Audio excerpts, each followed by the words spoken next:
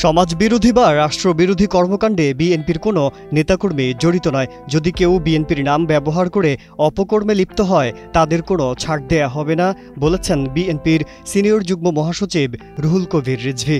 শনিবার নয়াপল্টনে দলীয় কার্যালয়ে সাংবাদিকদের সঙ্গে কথা বলার সময় তিনি একথা বলেন। তিনি বলেন, যে কোনো ঘটনা ঘটলেই বিএনপির ওপর দায় চাপানো এখন অভ্যেসে পরিণত হয়েছে। রাউজানে অস্ত্রসহ গ্রেপ্তার হওয়া কয়েকজনকে প্রমাণ ছাড়াই বিএনপির কর্মী বলা হয়েছে বলেও অভিযোগ করেন তিনি।